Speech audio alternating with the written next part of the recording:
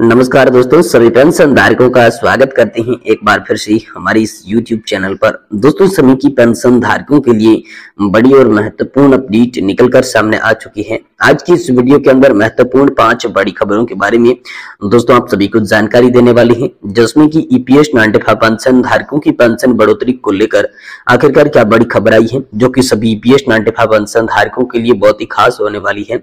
इसके बारे में बात करेंगे, जहां पर दोस्तों मिनिमम पेंशन 7,500 और अन्य मांगों को लेकर जो हाल फिलहाल में बैठक खत्म हुई है, उस बैठक के तहत आप सभी के लिए क्या बड़ी खुशखबरी आई है, इसके बारे में संपूर्ण जानकारी इस वीडियो के अंदर देने वाली है।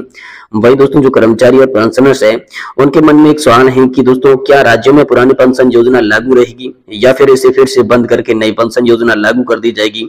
इसको लेकर बड़ा अपडेट दोस्तों वित्त मंत्री ने स्पष्ट कर दिया है। यहाँ पर इसके बारे में भी विस्तार से जानकारी आप सभी को इस वीडियो के माध्यम से देने की कोशिश करेंगे। वहीं दोस्तों, नेशनल एजुकेशन कमेटी के मुख्य कमांडर अशोक गिरावत की ओर से बड़ा अपडेट, बड़ा बयान हाल फिलहाल में निकलकर सामने आ चुका है। इसके बारे में भी बात आज की इस वीडियो के अंदर करेंगे। वही दोस्तों, EPS 95 हायर पेंशन को लेकर बड़ी खबर आ रही है। उच्च पेंशन के कैलकुलेशन पर कॉन्ट्रैक्ट दिया फॉर्मूला। जी हाँ दोस्तों, नया फॉर्मूला क्या है आप सभी के लिए, इसके बारे में भी बड़ी खबर है। वही दोस्तों, केंद्रीय कर्मचारियों के लिए OPS को लेकर बड़ी खबर आ रही है। केवल इन्हीं लोगों को मिलने वाला है पुरानी पेंशन स्कीम का फायदा। तो आखिरकार कौन कौन से लोग हैं जो कि OPS का फायदा उठा पाएंगे, पुरानी पेंशन योजना का फायदा उठाएंगे, इसके बारे में दोस्तों बात करेंगे। यानी कि आज की EPS पेंशन के साथ साथ सरकारी कर्मचारी, राज्य कर्मचारी, पेंशन धारकों से जुड़ी तमाम बड़ी खबरों को इस वीडियो के माध्यम से जानेंगे। इसलिए आपसे निवेदन करते हैं कि दोस्तों वीडियो को आप लास्ट तक देखें। इससे पहले अगर चैनल पर नए हैं तो चैनल को आप जरूर सब्सक्राइब कर दें। तो चलिए बिना किसी देरी के वीडियो की शुरुआत करती हैं। देखिए दोस्तों, पेंशन धारकों की पेंशन बढ़ोतरी को लेकर लगातार मांग कर रहे लाखों EPS 95 पेंशन धारकों के लिए समय की बड़ी खबर है। EPS 95 या पर मिनिमम पेंशन जो है वो 7,500 और अन्य मांगों को लेकर बड़ी बैठक हाल फिलहाल में आप सभी के लिए संपन्न हुई है, जिसमें दोस्तों यहाँ पर वित्त मंत्रालय के अंदर आप सभी जानते होंगे कि नया जो प्रस्ताव था वो रखा गया था 4 मंत्री के द्वारा। इसके बाद जब दिल्ली के अंदर कार्मिक अनशन चल रहा था, तो यहाँ पर जो है 4 मंत्रालय के अंडर में एक बड़ी मीटिंग जो है आप सभी के लिए पेंशन की तमाम मांगों को लेकर हुई है। उस बैठक में दोस्तों बड़ा फैसला आप सभी के लिए लिया जा सकता है, क्योंकि उस बैठक में NSC राष्ट्रीय संघर्ष समिति की मुख्य कमांडर अशोक गिरावत, हितचिंतक हेमा मालिनी जी, साथ ही दोस्तों 4 मंत्रालय के मुख्यमंत्री, 4 मंत्री भूपेंद्र यादव भी मौजूद रहे थे। और EPS पेंशन धारकों की जो पेंशन बढ़ोतरी के साथ 4 सूत्रीय तमाम जो मांगे हैं, उस मांगों पर विस्तार से जो है चर्चा की गई। जोर खोर से यहाँ पर दमखम से यहाँ पर चर्चा के अंदर EPS 95 पेंशन का मुद्दा रखा गया, जो कि हाल ही में कमांडर अशोक गिरावत ने आप सभी के लिए प्रेस कॉन्फ्रेंस के माध्यम से भी बताया था। तो आखिरकार EPS 95 पेंशन धारकों की जो 7 मांगे हैं, उसमें से 2,500 और अन्य जो मांगे हैं, उन मांगों को लेकर सहमति बनती हुई नजर आ सकती है। क्योंकि जब पहले अलग अलग प्रस्ताव भेजे गए थे, उन प्रस्तावों को खारिज कर दिया था, लेकिन 2024 के लोकसभा चुनाव को देखते हुए अब आप सभी के लिए एक बार फिर से जो है यहाँ पर बड़ी खुशखबरी देखने को मिल सकती है। ये बड़ी खबर आप सभी के लिए हाल फिलहाल में यहाँ पर निकलकर सामने आ रही है। वही दोस्तों, जो कर्मचारी और पेंशनर्स हैं, उनके लिए बड़ा अपडेट है कि राज्यों में क्या बंद होगी पुरानी पेंशन योजना या फिर लागू रहेगी। इसको लेकर दोस्तों वित्त मंत्री ने बड़ा स्पष्टीकरण दिया है। तो चलिए आपको बताते हैं कि पुरानी पेंशन योजना के लिए कर्मचारियों के लिए बड़ी अपडेट सामने आ रही है। इधर राज्य में नई सरकार के गठन के साथ ही लगातार चर्चाएं हो रही थी कि पुरानी पेंशन योजना बंद हो जाएगी। यानी कि पहले की जहां पर जो सरकार थी वो कांग्रेस की थी या अदर पार्टी की सरकार थी, जिसमें पुरानी पेंशन योजना को लागू किया था। लेकिन एक बार फिर से बीजेपी सरकार आने के कारण उनमें जो कर्मचारी और पेंशनर्स है, उनको ये टेंशन सता रही थी, क्या आखिरकार जो बीजेपी की सरकार ने सरकार बनी है, ये OPS को बंद करके नई पेंशन योजना लागू रखेगी या फिर जो पुरानी पेंशन योजना है उसी को चलती रहेगी। तो दोस्तों, जिसमें अब बजट सत्र में खुलकर बात जो है वो सामने आई थी। बजट सत्र में मंत्री द्वारा पुरानी पेंशन योजना को लेकर बड़ा अपडेट दिया गया था। दोस्तों, हालांकि अपडेट छत्तीसगढ़ की ओर से निकल कर आ रहा है। छत्तीसगढ़ में कांग्रेस सरकार द्वारा पुरानी पेंशन योजना को लागू किया गया था। हालांकि इसके बाद एक आदेश जारी होने के साथ ही लगातार सवाल जारी किए जा रहे थे, क्या कि राज्य में पुरानी पेंशन योजना को बंद कर दिया जाएगा। तो ऐसे में पेंशन की इस भ्रम की स्थिति निर्मित हो गई थी, जिस पर दोस्तों मंत्री OP चौधरी ने बड़ी जानकारी दी है। जी हाँ दोस्तों, छत्तीसगढ़ की बजट सत्र के दौरान वित्त मंत्री OP चौधरी ने विधानसभा में यह स्पष्ट कर दिया कि पुरानी पेंशन योजना को लेकर प्रदेश में जो सिस्टम है वही चलता रहेगा। पुरानी पेंशन योजना स्कीम जारी रहेगी, इसे बंद नहीं किया जाएगा।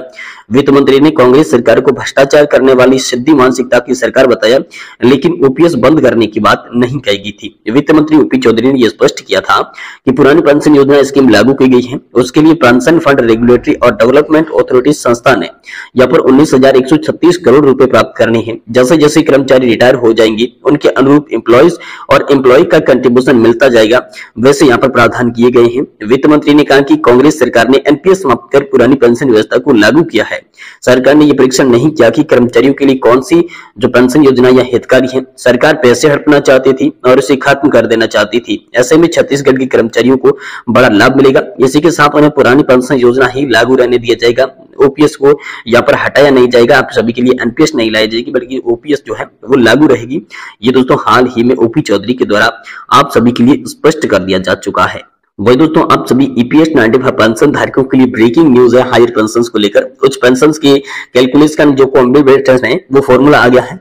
जी हाँ दोस्तों, ईपीएस 95 हायर पेंशन को लेकर एक सर्कुलर तेजी से वायरल हो रहा है। दोस्तों यहाँ पर जो है जारी पत्र कार्मिकों के बीच चर्चा का विषय बना हुआ है। इसमें ईपीएस 95 हायर पेंशन का वेज केस का उदाहरण दिया गया है। पेंशन का कैलकुलेशन भी यहाँ पर दोस्तों समझाया गया है। पत्र में लिखा है कि उच्च वेतन पर पेंशन की गणना एक उदाहरण प्रदान करने के लिए विभिन्न क्षेत्रीय या फिर क्षेत्रीय कार्यालयों के अनुरोध प्राप्त हुए हैं, जहां पर 1/9/2004 के बाद वालों को पेंशन शुरू होने वाली है। जी हाँ दोस्तों, ये एक बार फिर से स्पष्ट किया जाता है कि ईपीएस 95 प्रावधानों के अनुसार सामान्य पेंशन मामलों में 1/9/2014 की अनुपातिक की गणना की जाती है और सर्वोच्च न्यायालय के फैसले के क्रियान्वयन के बाद पात्र मामलों में पहले दी गई सामान्य पेंशन की उच्च वेतन पर पेंशन तक भी बढ़ाया जा सकता है। क्योंकि सामान्य ईपीएस सदस्यों के संबंध में उच्च पेंशन की गणना के लिए ईपीएस 95 के तहत अगर कोई अलग फॉर्मूला नहीं है, इसलिए वेतन वाले मामलों में ईपीएस 95 जो है वो ईपीएस 95 के प्रावधानों के अनुसार ही इसी तरह की जारी रहेगी। जहां प्रारंभ की तिथि 1/9/2004 के बाद हुई थी वैसे ही जारी रहेगी।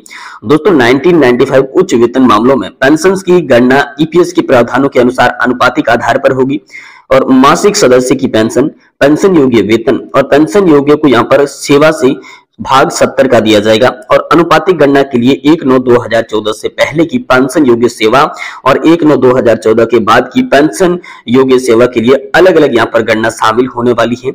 दोस्तों इसमें यहाँ पर जो वेतन के मामले हैं पेंशन योग्य वेतन की गणना के लिए इसमें 3 मुख्य बिंदु दिए गए हैं, जिसमें दोस्तों 2014 से पहले पेंशन भोगियों के लिए अनुपातिक पेंशन यानी कि दोस्तों उच्चतम मासिक या फिर पेंशन फंड की सदस्यता से बाहर निकलने वाली तारीख से पहले 60 महीनों का औसत वेतन जो भी कम हो सकता है।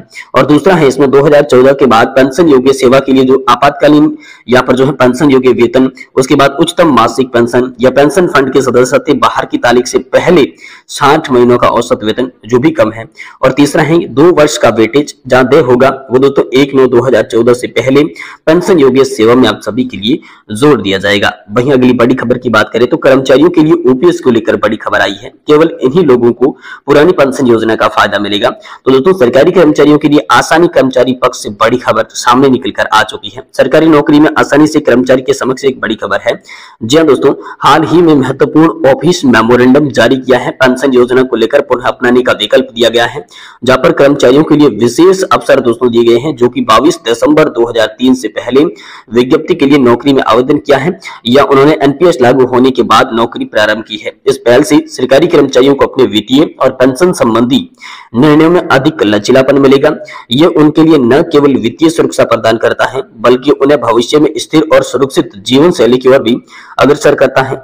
दोस्तों लंबित मांग का समाधान कैसे होगा? तो दोस्तों केंद्रीय कार्मिक मंत्रालय ने इस पहल की घोषणा की, जैसे उत्तर प्रदेश के कार्मिक विभाग की तरफ से यहाँ पर प्रस्ताव के स्वीकार कर लिया गया और जनवरी 2004